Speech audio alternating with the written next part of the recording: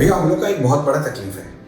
हम लोग ना पढ़ाई पूरा करके जाते हैं एग्जाम में, अच्छे से तो पढ़ के गए, पूरा रिवाइज करके गए, किंतु एग्जाम में जाते हैं, क्वेश्चन देखते हैं, समझ में नहीं आता है कि भैया क्वेश्चन कौन से चैप्टर से है। चलो समझ में आ गया चैप्टर कौन सा है, क्वेश्चन स्टार्ट कहाँ से करूँ समझ में नहीं आता है, उसका स्टेप से याद नहीं आता भैया, मैं क्या करूँ समझ में नहीं आ रही, तकलीफ है। क्वेश्चन देखते समझ में नहीं आता है, सब कुछ पढ़ा हुआ है, उसके बाद भी एग्जाम में जाते हैं तो एकदम ब्लैंक फील होने लग जाता है, कुछ याद नहीं आता है। क्या आपके पास इसका कोई सोल्यूशन अभी है? सोल्यूशन इसका हाँ है ना। एक्चुअली अब आपको सोल्यूशन से पहले प्रॉब्लम को समझना पड़ेगा। प्रॉब्लम क्या है? आपको याद नहीं आ रहा है देख के कुछ भी, ऐसा हो क्यों रहा है, पहले इस पॉइंट पे समझते हैं, इस पे बात करते हैं। क्या होता है, जनरली जितने भी स्टूडेंट्स होते हैं सर, वो सब मैं हमेशा बोलता हूँ मध्यम वर्गीय स्टूडेंट होते हैं, मीडियोकर स्टूडेंट होते हैं अपने लिए। अब मीडिया जब बहुत तेज बच्चे हैं उसका मैं बात नहीं कर रहा हूँ, मीडियोकर स्टूडेंट होते हैं। और उसके बाद क्या होता है ना, अपना जो इंग्लिश का लेवल होता है ना, वो थोड़ा सा उतना अच्छा लेवल का नहीं होता, थोड़ा सा कमजोरी लेवल का होता है।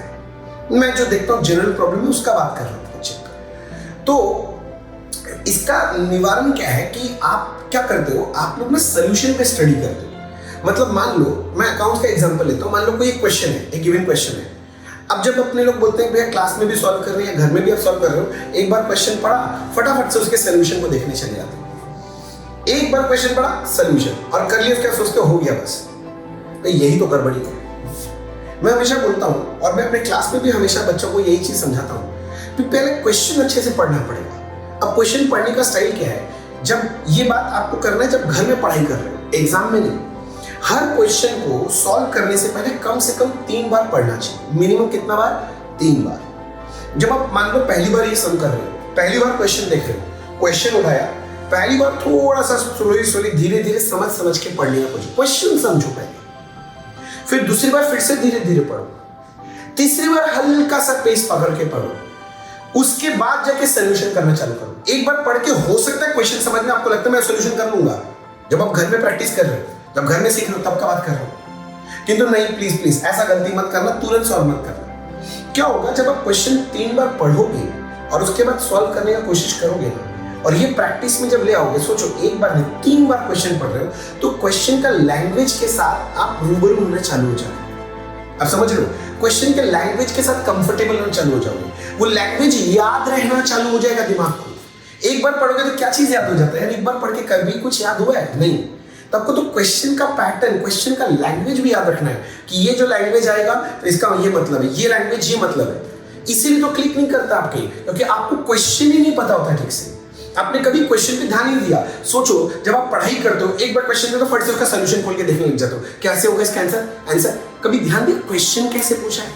मैं वही समझा रहा हूं। तो क्वेश्चन को कम से कम 3 बार पढ़ो और उसके बाद उसका सोल्यूशन को ट्राई करो।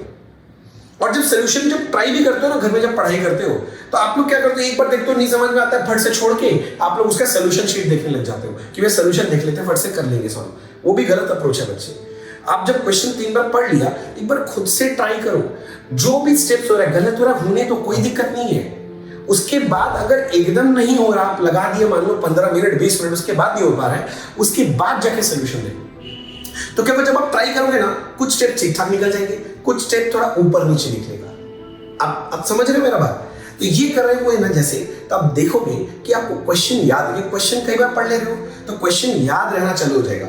और इसके बाद जब आप एग्जाम में जाओगे और वही क्वेश्चन आपको दिखेगा, क्योंकि वो लैंग्वेज अब कई बार पढ़ा हुआ है, तब आपको तकलीफ नहीं होगा। और ये आपका प्रॉब्लम का सोल्यूशन है। तो समझ में आया?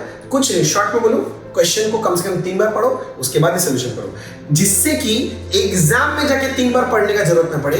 एग्जाम में क्या होगा ना, एक बार पढ़ोगे फट से पकड़ में आ जाएगा क्वेश्चन और सॉल्व कर लोगे, टाइम भी बचेगा और आप देखोगे आपका परफॉर्मेंस पहले से बहुत बेटर हो गया। आई होप आपको ये स्ट्रैटेजी जान के बहुत अच्छा लगा होगा।